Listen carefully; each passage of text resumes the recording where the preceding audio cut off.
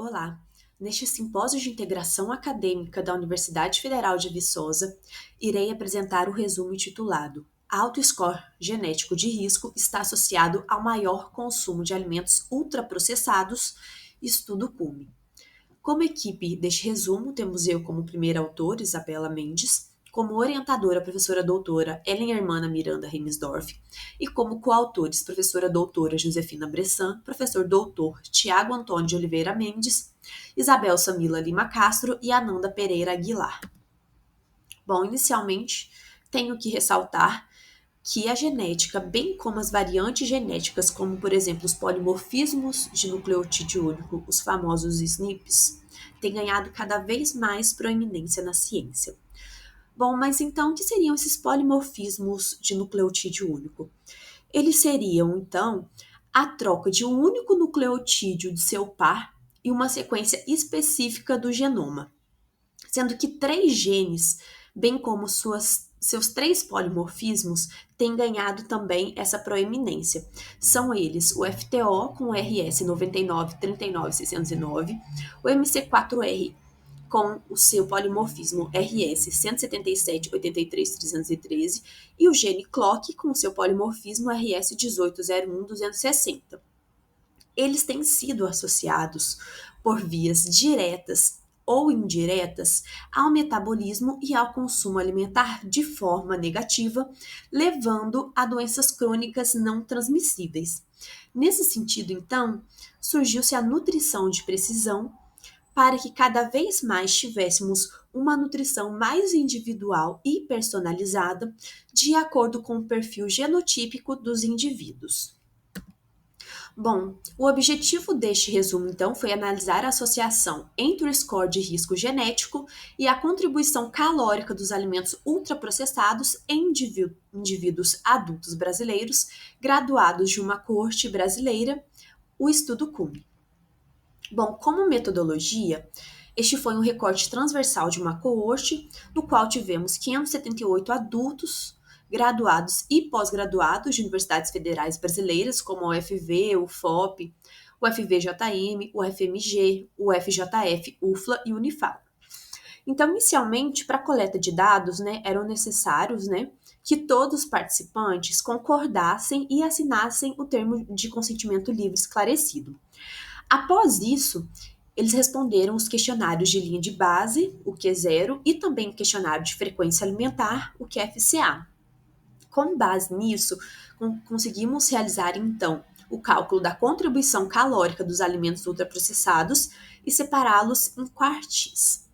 A partir disso, foi feita a genotipagem, no qual aqueles participantes que residissem próximo às áreas de coleta, dos pontos de coleta, que foram a UFV, a UFMG e a UFOP, foram convocados e convidados, a coletar as células da mucosa oral para que fosse feita a extração do DNA a partir de kits específicos e da técnica do PCR real-time, e com isso pudesse ser feita a identificação dos alelos e genótipos de risco dos genes FTO, MC4R e CLOCK.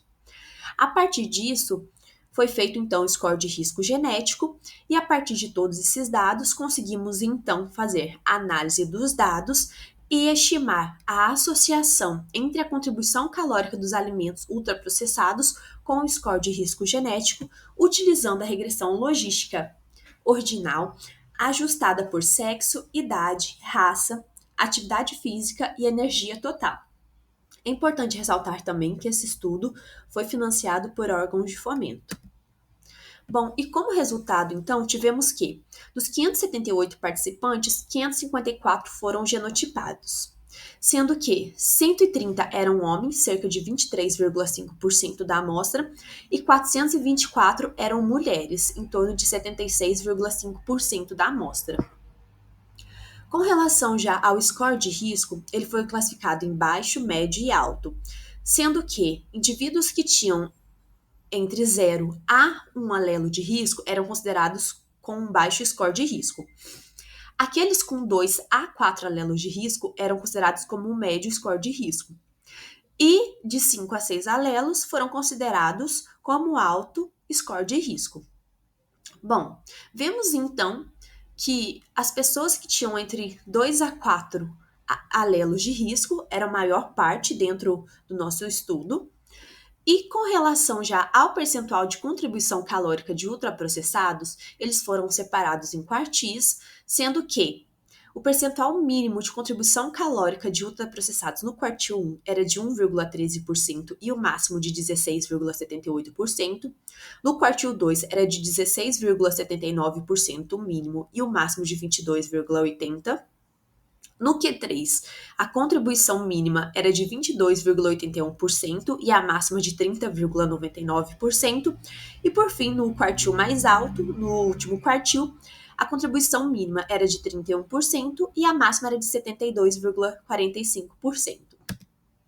Bom, a partir disso conseguimos ver também, uma associação entre o percentual de contribuição calórica de ultraprocessados na ingestão alimentar e o score de risco genético, no qual aqueles indivíduos que tinham médio risco no score genético, ou seja, de 2 a 4 alelos de risco, tinham 1,71 vezes mais chance de estarem no quartil mais alto de percentual de contribuição calórica do que aqueles com baixo risco, ou seja, com nenhum ou apenas um alelo de risco. Enquanto aqueles indivíduos que eram considerados alto risco por terem de 5 a 6 alelos de risco já tinham 3,4 vezes mais chance de estarem no último quartil, ou seja, aquele mais alto de percentual de contribuição calórica de ultraprocessados, do que aqueles baixo risco. Assim, podemos concluir que os resultados indicam que o maior score de risco pode implicar em uma maior contribuição calórica no consumo alimentar por alimentos ultraprocessados, podendo ser considerado um importante elemento a ser observado na prática clínica e usado para a melhoria da saúde e qualidade de vida do paciente. Entretanto, mais estudos são necessários para entender os mecanismos de ação desses polimorfismos com o consumo alimentar. Essas foram algumas das referências utilizadas neste resumo, e aqui eu deixo os agradecimentos aos órgãos de fomento, CNPq, CAPES, FAPEMIG. Deixo também aqui os agradecimentos aos laboratórios parceiros LAMEC e LASEG, e também o LBM, e deixo também meus agradecimentos à Universidade Federal de Viçosa e ao Programa de Pós-Graduação em Ciência da Nutrição, e não menos importante também, as instituições parceiras do Estudo CUME, o FVJM, o FMG, o FOP, Unifal, UFLA e o FJF. Deixo aqui também no final todas as redes sociais do nosso Estudo CUME, das cortes das universidades mineiras, caso queiram saber mais sobre este estudo. Então, deixo aqui meu agradecimento a todos e a tudo que este projeto fez e tem feito para a ciência. Obrigada.